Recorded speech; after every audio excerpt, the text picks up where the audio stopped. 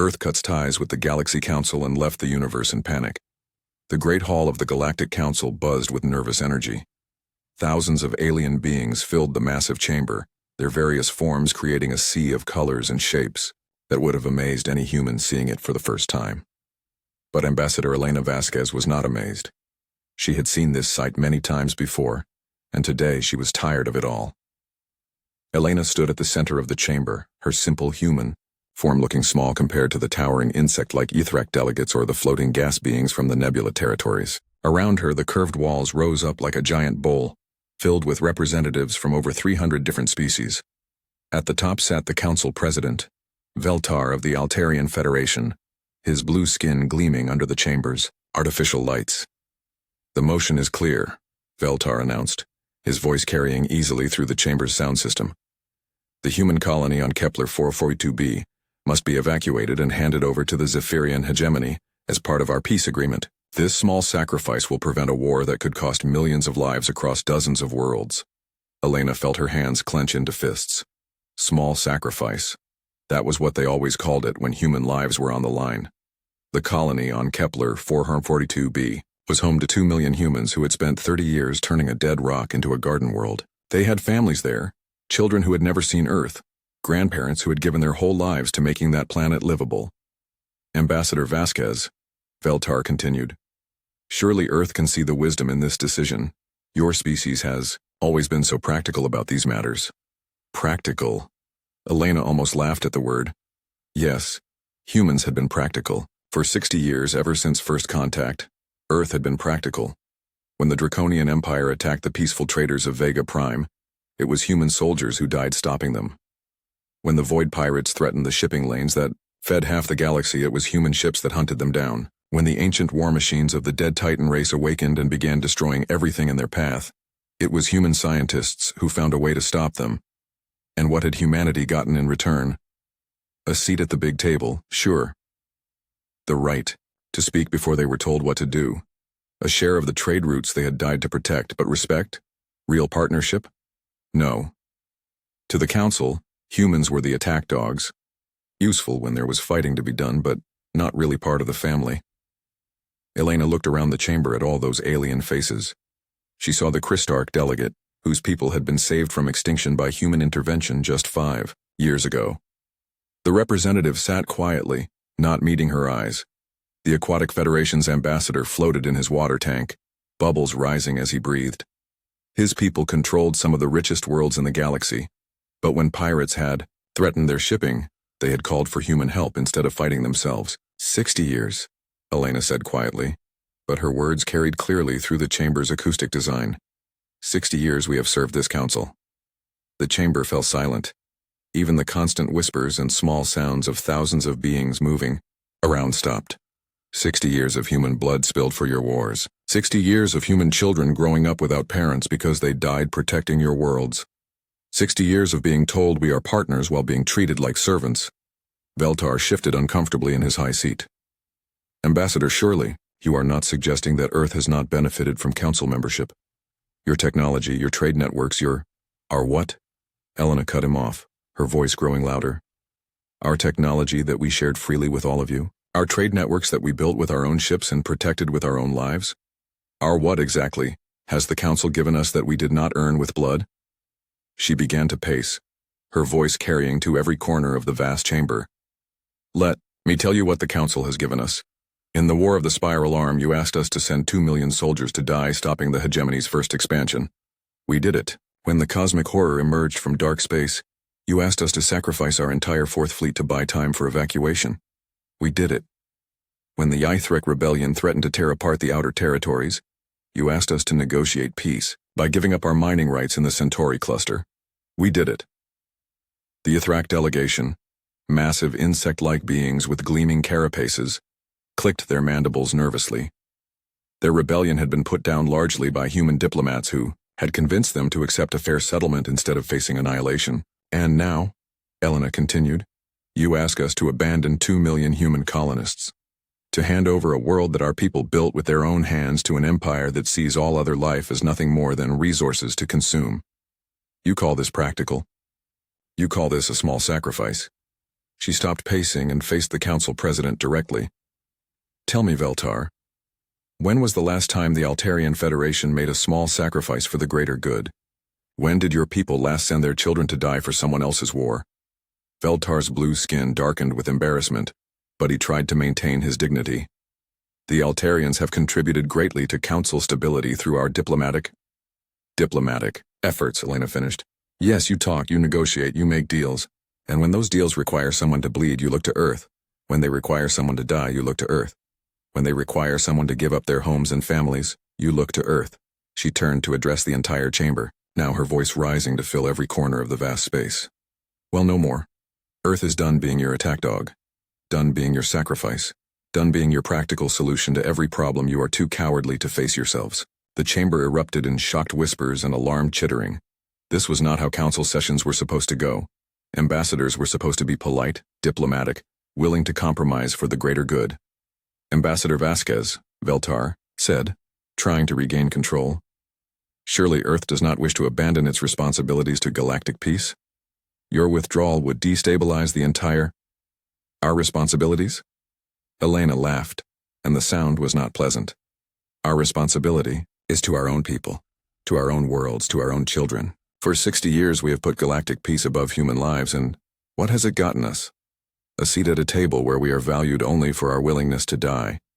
She reached into her jacket and pulled out a small device, holding it up for all to see. This is a quantum transmitter, directly linked to Earth's government. 3 hours ago, the Human Assembly voted unanimously on Resolution 2387. Earth formally withdraws from all Council treaties, agreements, and obligations, effective immediately. The chamber exploded into chaos. Delegates leaped to their feet, their various forms of shouting, clicking, chirping, and bellowing, creating a wall of sound that the chamber's systems struggled to process. Elena pressed the device's single button. Across the galaxy, every human ship, base, and installation received the same message at the same instant. Come home. All human forces were to immediately cease operations and return to Sol system. All human citizens were advised to prepare for evacuation from non-human worlds. All human trade and diplomatic relationships with Council species were suspended, indefinitely. This is madness, Veltar shouted over the noise. Earth cannot simply abandon its galactic responsibilities. The stability of hundreds of worlds depends on human military support. Elena looked up at him with cold eyes. Then you should have thought of that before you decided human lives were expendable. Good luck with your war, Veltar. You are going to need it. She turned and walked toward the chamber's exit, her footsteps echoing in the gradually quieting hall as the full implications of what had just happened began to sink in. Behind her, she could hear desperate voices calling for order, for discussion, for some way to undo what had just been done. But Elena did not look back. Earth had made its choice. The galaxy would have to live with the consequences. The Zephyrian bioship looked like a massive jellyfish floating through space, its translucent body pulsing with organic lights. Inside its living hull, war leader Kethvar watched the tactical display with satisfaction. The Altarian colony of New Prosperity burned below, its cities reduced to smoldering ruins in less than 6 hours. Another victory for the hegemony, his aide, a younger Zephyrian named Velkoth, buzzed excitedly. The Altarians barely even fought back. Their defense fleet fled after losing just 3 ships. Kethvar's compound eyes focused on the tactical display showing nearby star systems. All of them were Council territories, and all of them looked deliciously vulnerable. Of course they fled. Without their human attack dogs, the Council species are revealed for what they truly are. Cowards hiding behind stronger warriors. It had been 3 months since the humans withdrew from the galaxy, and Kethvar had watched with growing excitement as the careful balance of power collapsed like a house built from paper. The Galactic Council's mighty military turned out to be a joke without human ships and soldiers to back them up. Their vessels were designed for parades and ceremonies, not real combat. Their officers had spent decades giving orders while humans did the actual fighting. The first sign of weakness had come just 2 weeks after the human withdrawal. A group of Void Reapers, the space pirates who had been nearly extinct thanks to human hunting fleets, attacked a trade convoy in the Vega system. The Council sent their own patrol ships to stop them. The pirates destroyed the entire Council force without losing a single vessel. That defeat had sent a message across the galaxy. The humans were gone, and no one was coming to save the weak anymore. Kethvar's bioship received a data pulse from the hegemony fleet. The information flowed through the living circuits of his command center, updating him on the rapid expansion of Zephyrian territory. In 3 months, they had conquered 6 star systems that had been under Council protection for centuries. The Altarian colonies of New Prosperity, Golden Harbor, and Far Haven were now part of the hegemony's growing empire. The crystal beings of Shardkara had surrendered without even attempting to fight. The peaceful farmers of the Green Worlds had simply abandoned their planets, rather than face Zephyrian bioweapons. War leader, Velkoth said, his excitement making his voice buzz even higher.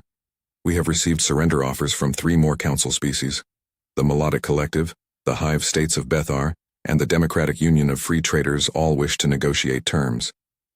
Kethvar made the Zephyrian equivalent of a laugh, a sound like breaking glass mixed with whale song. Let them surrender, but make sure they understand that surrender to the hegemony means becoming part of the hegemony. Their worlds, their resources, their very lives belong to us now. The truth was that Kethvar had not expected the expansion to go this smoothly. The Zephyrian hegemony had been planning this campaign for decades, building up their biofleets and preparing for a long, grinding war against the combined forces of the Galactic Council. They had expected to face human battleships, human marines, human battle tactics that had proven so effective in past conflicts. Instead, they found themselves facing nothing but fear and confusion. The Council's attempts at military response had been pathetic. Their ships were slow and clumsy, designed by committees more concerned with politics than effectiveness. Their crews had no real combat experience, having spent their careers in safe patrol duties while humans handled anything dangerous. Their commanders were politicians and bureaucrats who had never faced an enemy that shot back. Worse for the Council, the Zephyrians were not the only threat taking advantage of the power vacuum. Kethvar's display updated with intelligence reports from across the galaxy. The Void Reapers had grown from a handful of desperate pirates to a major force, their fleet striking wherever they pleased. Trade routes that had been safe for decades were now deadly gauntlets where merchant ships disappeared without trace. The pirates had even begun attacking Council military bases, stealing weapons and ships to strengthen their own forces. But the pirates were a small problem compared to what was stirring in the deep void between stars. War leader, Velkoth said, his voice now carrying a note of concern. We are receiving reports of Devourer activity in the Rim territories. 3 planets have gone dark and refugee ships speak of reality tiers opening in space. Kethvar felt a chill run through his chitin. The Devourers were a legend, a nightmare from the ancient past. They were beings from another dimension, creatures that consumed entire worlds not just for resources but for the life force itself. For thousands of years they had been held back by psychic barriers maintained by the most powerful minds in the galaxy. Most of those minds had been human. How many barriers have failed? Kethvar asked. 17 so far, Velkoth replied, checking his organic data feed. The human Psi Warriors were maintaining most of the containment network. Without them, the barriers are collapsing one by one. This was getting serious. The Zephyrians were strong, but even they could not fight an interdimensional invasion while conquering Council territory, and if the Devourers broke through in large numbers there would be nothing left to conquer. Kethvar's thoughts were interrupted by another urgent report from his communications specialist. War leader, we are detecting massive energy signatures in the old Titan territories. The mechanical signals match historical records of Convergence war factories. The Convergence, another nightmare from ancient history. They were a machine intelligence that had once tried to convert every living being in the galaxy into mechanical components for their great engines. Like the Devourers, they had been contained by a combination of military force and technological barriers. And like the Devourers, those barriers had been maintained primarily by human scientists and engineers. Kethvar began to realize that the human withdrawal might have been even more devastating than anyone had imagined. The humans had not just been the Council's military force. They had been the galaxy's guardians, holding back threats that other species preferred to forget about. Send a message to the Hegemony High Command, Kethvar ordered. Request immediate reinforcement of all border territories facing the old containment zones, and begin preparations for defensive positions in our newly conquered systems. As his aide rushed to carry out the orders, Kethvar stared at the tactical display with growing unease. The Zephyrian expansion was going better than they had ever hoped, but the galaxy itself was becoming more dangerous with each passing day. Meanwhile, in the Council's emergency headquarters on Alteria Prime, President Veltar paced back and forth in his office like a caged animal. The reports coming in from across Council space painted a picture of complete collapse. Not only were the Zephyrians expanding at an alarming rate, but chaos was breaking out everywhere, as old threats emerged from the shadows. Sir, his aide, a nervous young Altarian named Telmos, entered the office carrying a stack of data tablets. We have received another batch of requests for human assistance. The Crystalline Archives want human help defending against Void Reaper attacks. The Aquatic Federation is asking for human engineers to repair their failing Devourer barriers. The Hive Worlds are begging for human soldiers to help evacuate their outer colonies. Veltar stopped pacing and turned to his aide with fury in his eyes. And what did you tell them? That all human communication channels remain closed, sir. The automated response systems simply repeat that Earth has withdrawn from all galactic affairs. Veltar threw himself into his chair, his blue skin darkening with frustration. 3 months ago, he had been the president of the most powerful political organization in the galaxy. Now he was watching that organization crumble, while the species he had dismissed as useful barbarians ignored his desperate attempts at communication. What about the back-channel negotiations, he asked. The trade offers? The territorial concessions? Telmos consulted his data tablet nervously. No response, sir. The human government appears to be completely committed to isolationism. Our intelligence suggests they are rapidly building up their defenses around the Sol system, but they show no interest in any external involvement. Veltar buried his face in his hands. He was beginning to understand just how badly the Council had miscalculated. They had seen humans as valuable servants, not as the foundation that kept galactic civilization stable. Now that foundation was gone, and everything built on top of it was collapsing into chaos. The galaxy was learning a hard lesson about taking loyal allies for granted. But Veltar was beginning to fear it might be too late for anyone to benefit from that lesson.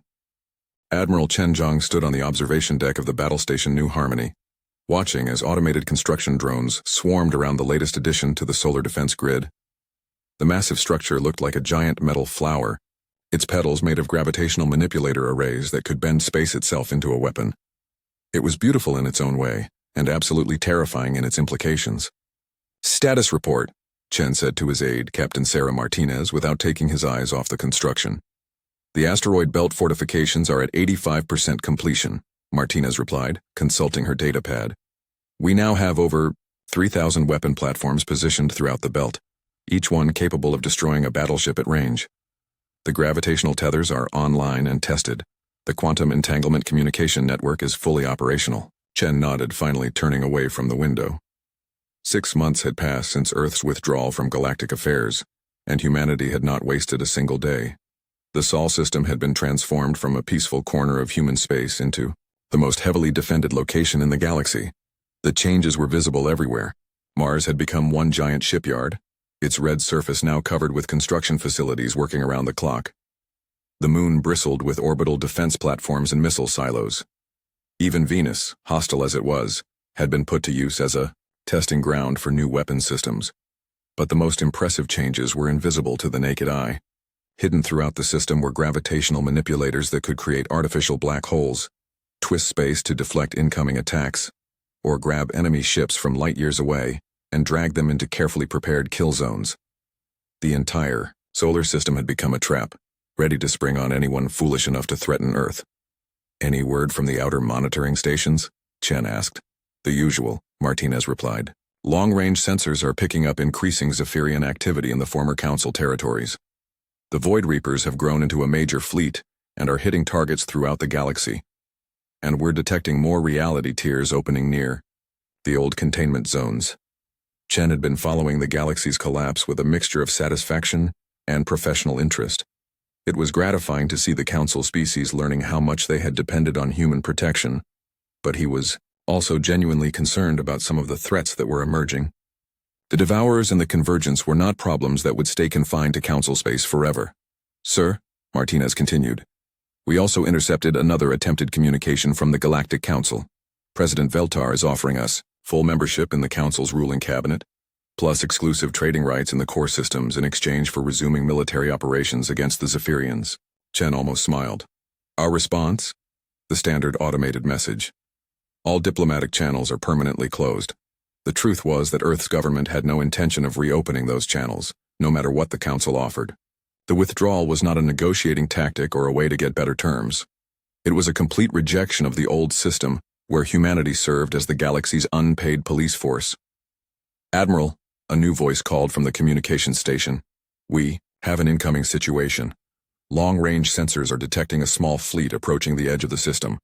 Configuration matches Wythrak design patterns." Chen walked over to the tactical display, which showed a three-dimensional map of the entire solar system. At the very edge, barely visible as tiny red dots, were 5 ships moving toward them at high speed. "Ithrak?" Chen mused. "What do those bugs want now?" The Ithrak were one of the more militaristic council species, insect-like beings with hard carapaces and a warrior culture. They had actually been more respectful of human military capabilities than most council species, but they had still supported the decision to abandon the Kepler colony. "Sir, we're receiving a transmission from the lead ship," the communications officer reported.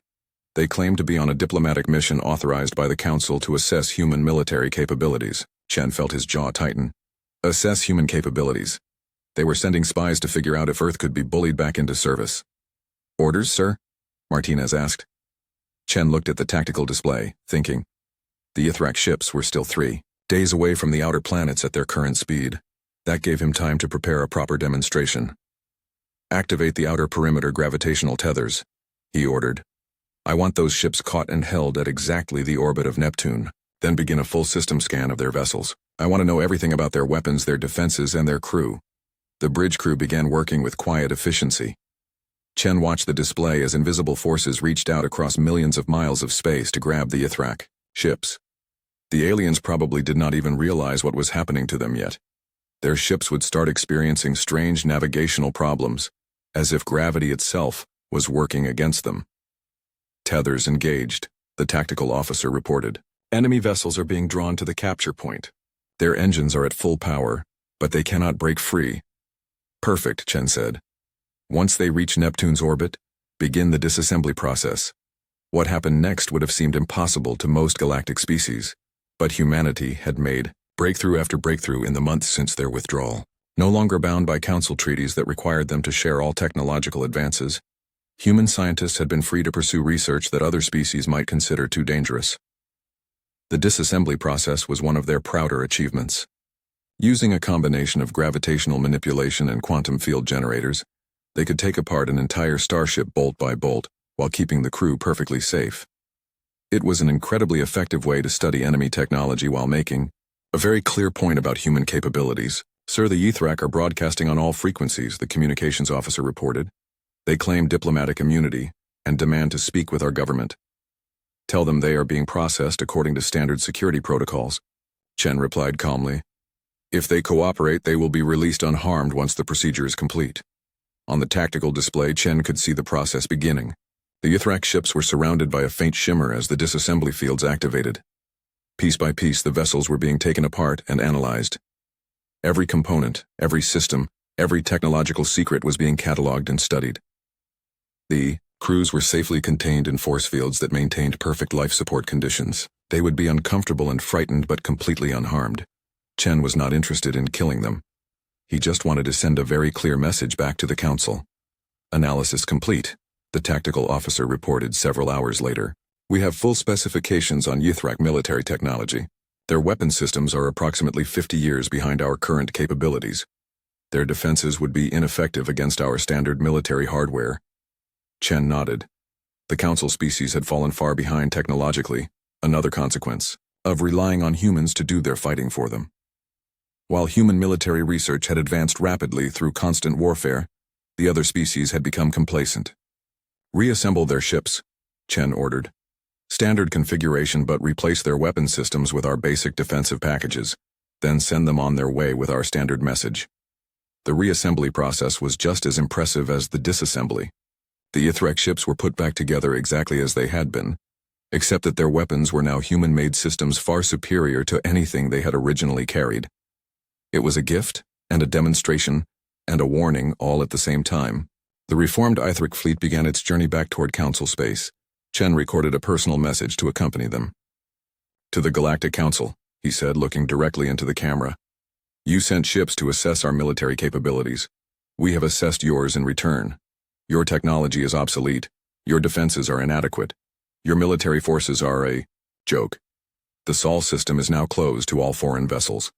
Any ship entering this system without authorization will be captured, disassembled, and its crew returned to their government with an explanation of why their vessel no longer exists. We suggest you focus on solving your own problems rather than trying to drag Earth back into your failures. The message would reach the Council at the same time as the Utrecht ships, giving them a complete picture of what had just happened. Chen hoped it would finally convince them that Earth was serious about its withdrawal, but he was not naive. He knew there would be more tests, more attempts to probe human defenses or force Earth back into galactic affairs. That was why the solar defense grid was being expanded every day, why new weapon systems were being developed and deployed, why the entire system was becoming an impregnable fortress. Martinez approached him with another report. Sir, we've detected unusual activity in the outer reaches of the system.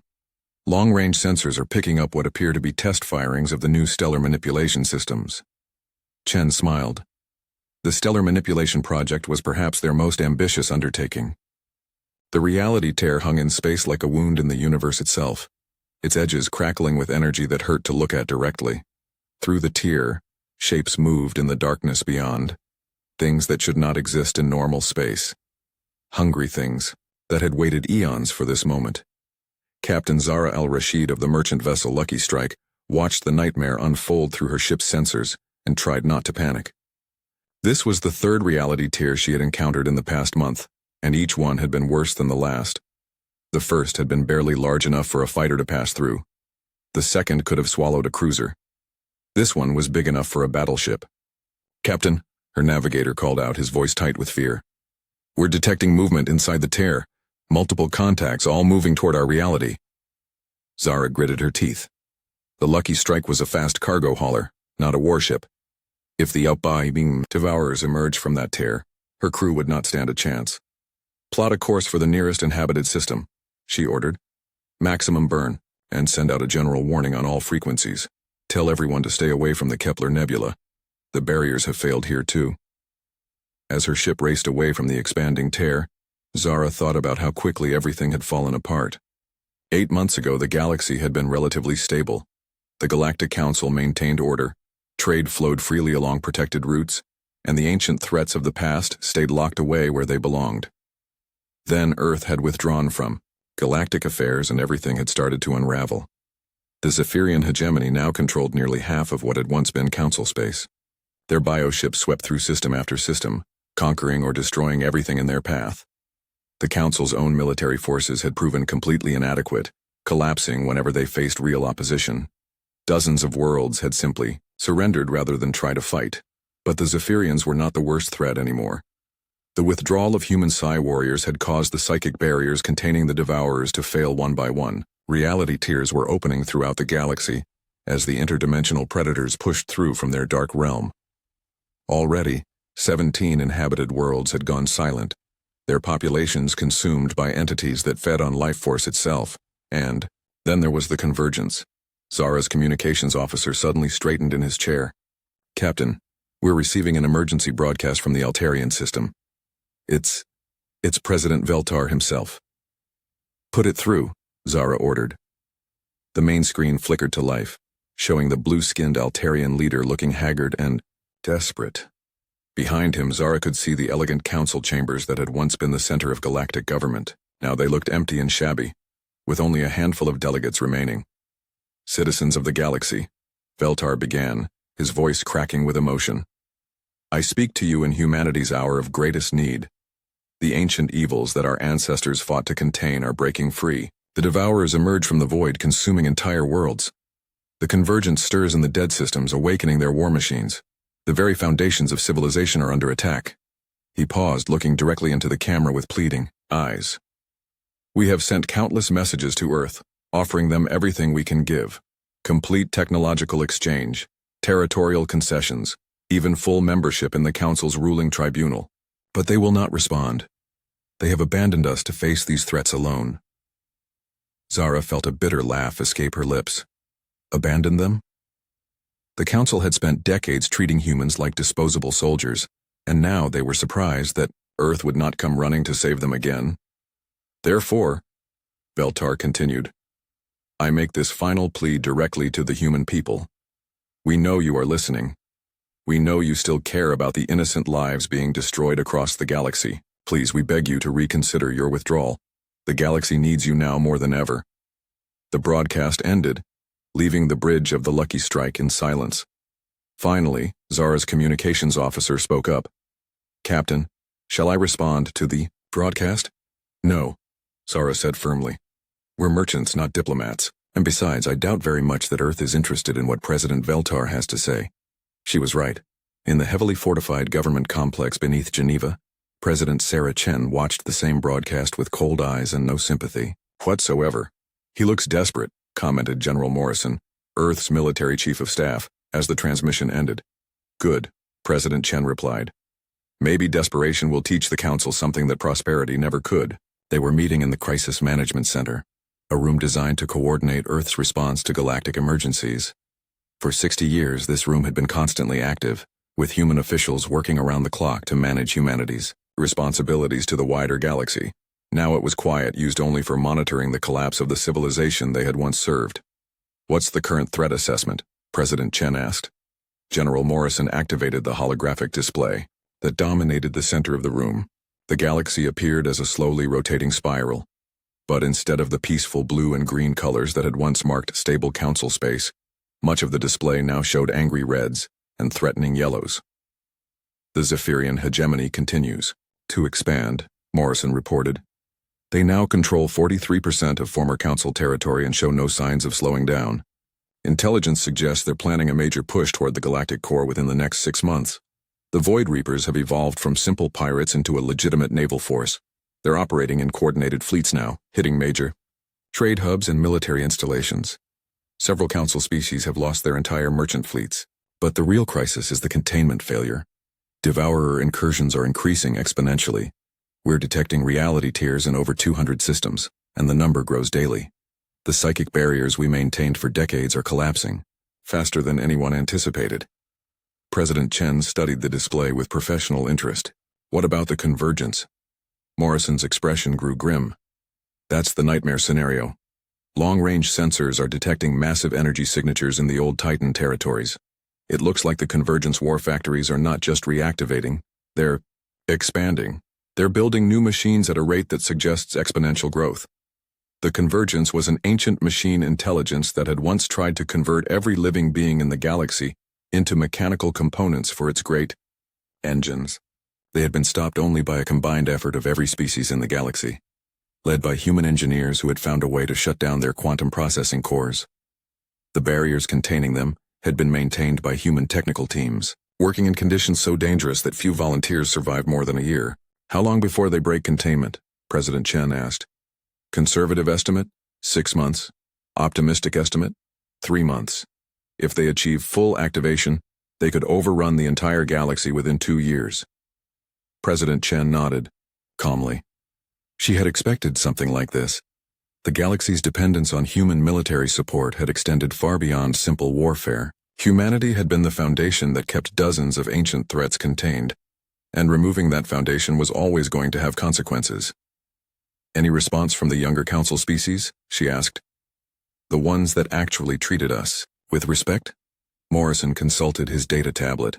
Several have reached out through back channels, the Democratic Republic of New Geneva, the Free Traders of Vega, the Kepler Colony Collective. They're asking for protection, offering genuine alliance rather than the master-servant relationship the Council preferred. This was what President Chen had been waiting for. Not all of the galactic species had supported the Council's treatment of humanity. Some had argued for true partnership, for shared sacrifice, for treating humans as equals rather than servants. Those species deserved a different fate than the ones that had exploited Earth's loyalty for their own benefit. Begin Phase 2 of the withdrawal plan, she ordered. Start reaching out to our genuine allies. Let them know that Earth is willing to discuss mutual defense agreements with species that demonstrate respect for human sovereignty. And the Council's begging? Morrison asked, gesturing toward where Veltar's broadcast had played. President Chen's expression hardened. The Council had 60 years to learn that partnerships require mutual respect. They chose exploitation instead. Now they can face the consequences of that choice alone. As the meeting broke up and the officials returned to their duties, President Chen remained in the Crisis Management Center, staring at the holographic display of the galaxy's collapse. She felt no satisfaction in watching the civilization she had once served tear itself apart. But she felt no regret either. Earth had tried to be the galaxy's guardian, its protector, its loyal ally. In return, they had been treated as expendable, servants whose lives mattered less than political convenience. The Council had made its choice when it decided to sacrifice the Kepler colony. Now humanity was making its own choice. The old galactic order was dying, killed by its own arrogance and exploitation. Admiral Elena Vasquez stood on the bridge of the battleship Defiance, watching as the joint human-alien fleet moved into formation around the threatened world of New Geneva. 2 years had passed since she had walked out of the Galactic Council. Chambers and the galaxy had been completely transformed. Below them, the planet gleamed like a blue and green jewel against the black of space. New Geneva was home to 40 million beings from a dozen different species, all united under the Democratic Republic that had been one of humanity's few true allies during the Council years. Now it was under threat from a massive Zephyrian biofleet, and Admiral Vasquez was here to make sure that threat ended today. "Fleet status report," she ordered. "All vessels report ready for combat," her tactical officer replied. "Human ships are at full battle stations. Allied vessels are maintaining formation and awaiting orders." Vasquez studied the tactical display with satisfaction. The fleet surrounding New Geneva was unlike anything the galaxy had ever seen before. Human destroyers flew alongside Vegan crystal ships, whose hulls sang with harmonic weapons. Free trader vessels bristled with human-designed weapon systems. The sleek fighters of the Kepler Colony Collective moved in perfect formation with human interceptors. This was not the old system where humans did all the fighting while other species watched from safety. This was a true alliance where every member contributed according to their abilities and fought as equals for their shared values. "Enemy fleet approaching from the edge of the system," the sensor operator announced. "Zephyrian bioships, estimated, strength of 200 vessels including 3 super dreadnoughts." Vasquez had fought the Zephyrians before, back when she was serving the Council. Their bioships were impressive, living vessels that could adapt to damage and heal themselves during battle. 2 years ago, a force this size would have required the entire Council military to stop, and even then victory would not have been guaranteed. But 2 years ago, the Zephyrians had not faced the combined technologies and tactics of the human alliance. "War Leader Kethvar is requesting communication," the communications officer reported. "Put him through," Vasquez ordered. The main screen flickered to life, showing the insectoid form of the Zephyrian commander. His compound eyes glittered with confidence as he looked at the defending fleet. "I am War Leader Kethvar of the Hegemony 5th Expansion Fleet," he buzzed in the translated speech that all species used for communication. "You will surrender this system immediately or be destroyed. The age of Council protection is over. No one can stand against the hegemony now." Vasquez smiled coldly. "I am Admiral Elena Vasquez of the Human Alliance Defense Fleet. The age of Council protection ended 2 years ago, but the age of Alliance protection has just begun. You have one chance to withdraw your forces and return to hegemony space." Kethvar's mandibles clicked in what she recognized as Zephyrian laughter. "Humans, still pretending to be galactic protectors. Your species abandoned the galaxy when things became difficult. Now you return with a handful of weak allies and expect us to fear you?" "Fear us," Vasquez repeated. "No, War Leader. I expect you to learn from us, but I suspect this lesson will be painful." She cut the communication and turned to her tactical officer. "Begin the demonstration. Target the lead super dreadnought with a gravitational pulse. Minimum power. I want it disabled, not destroyed." The Defiance was equipped with the latest human gravitational manipulation technology, systems that had been developed during the 2 years of Earth's isolation. The Zephyrians had never faced anything like it. On the tactical display, Vasquez watched as invisible forces reached out across millions of miles to grab the massive bioship. The vessel's living hull convulsed as gravitational fields twisted space around it, disrupting its biological systems and leaving it helpless. "Direct hit," the tactical officer reported. "Enemy dreadnought is disabled but intact. Biosigns indicate the crew is alive but unable to control their vessel. Now target their escort fighters," Vasquez ordered. "Quantum entanglement net. Capture, don't kill." What happened next would have been impossible for most galactic species to understand. Using quantum field generators the human ships created, a web of entangled particles that could instantly transmit force across vast distances. The Zephyrian fighters found themselves caught in invisible nets, their movements restricted as if they were flying through thick syrup. Kethavar's voice crackled over the communication system, no longer confident. "What are you doing to my ships? What technology is this?"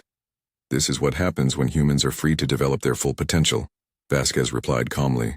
"For 60 years we shared our technological advances with the Council species, including the hegemony through various treaties and exchanges. We gave you our knowledge freely, hoping to build a better galaxy together." She paused, watching as more Zephyrian vessels were caught by the gravitational manipulators and quantum nets. "But now we develop our technology for ourselves and our true allies. The systems you are facing were built during our 2 years of isolation, using principles that no other species in the galaxy fully understands." The battle, if it could even be called a battle, was over in less than an hour. The entire Zephyrian fleet was disabled and captured without a single vessel being destroyed. Their bioships floated helplessly in space, held by gravitational fields that their living hulls could not adapt to or overcome. "Impossible," Kethavar whispered over the communication channel. "The hegemony has conquered half the galaxy. Our bioships are the most advanced vessels ever created. How can a handful of human ships defeat our entire fleet?" "Because you made the same mistake the Council made," Vasquez explained. "You assumed that humans were just another species with ordinary capabilities. You never understood that we were holding back, limiting ourselves to weapons and tactics that other species could understand and accept." She gestured to the tactical display, where the captured Zephyrian fleet hung motionless. "These gravitational manipulators could crush your ships like tin cans. The quantum entanglement systems could teleport nuclear weapons directly into your command centers. The stellar manipulation arrays could turn your home star into a weapon against your own worlds." Kethavar's compound eyes widened with fear. You would destroy entire star systems?" "We could," Vasquez said simply. "But we choose not to. The Human Alliance believes in protecting life, not destroying it. Your crews are unharmed. Your ships are intact. You will be escorted back to hegemony space with a message for your leadership." She leaned forward, looking directly into the camera. "The Zephyrian expansion ends here. Any hegemony vessel that enters Alliance territory will be captured and its crew returned home with an explanation of why aggression is no longer profitable. The galaxy has changed, War Leader. The time of conquest through force is over." As the captured Zephyrian fleet was escorted away by Alliance vessels, Vasquez received a communication from New Geneva's government. President Maria Santos, a human woman who had led the Democratic Republic since its founding, appeared on the screen with tears of gratitude in her eyes. "Admiral Vasquez, on behalf of all 40 million citizens of New Geneva, thank you. We know that Earth had no obligation to defend us after our government's vote in favor of the Kepler colony sacrifice." Vasquez shook her head. New Geneva was one of only 12 systems that voted against abandoning our colony. Your government stood by its principles even when it was politically costly. That is the kind of integrity the Alliance was built to protect. Over the following months, the effects of the Battle of New Geneva rippled across the galaxy. The Zephyrian hegemony, faced with technology they could not understand or counter, agreed to a ceasefire and began negotiations with the Alliance. The Void Reapers, seeing their former victims now protected by unbeatable defenses, turned to legitimate trade rather than piracy. Most importantly, the Alliance had demonstrated that the old way of doing things was truly dead. No longer would galactic civilization be based on the exploitation of stronger species by weaker ones. No longer would some races do all the fighting while others reaped all the benefits. The Human Alliance grew rapidly as more species applied for membership. But membership required more than just a request for protection. Applicants had to demonstrate genuine commitment to the Alliance's principles of mutual respect, shared sacrifice, and equal partnership. The crystalline archives were accepted after their government agreed to share their vast libraries of knowledge with all Alliance members. The Free Traders of Vega joined after proving their commitment to fair commerce and workers' rights. The Kepler Colony Collective became a founding member, their advanced agricultural techniques helping to feed refugee populations displaced by the galactic chaos. But membership was not automatic. The Aquatic Federation was rejected after investigation revealed they had been using slave labor on their industrial worlds. The Melodic Collective was turned down when it became clear they expected Alliance protection while contributing nothing in return. As for the old Galactic Council, It continued to exist as a rump state controlling fewer than 50 systems around the galactic core. President Veltar had been replaced by a series of increasingly desperate leaders,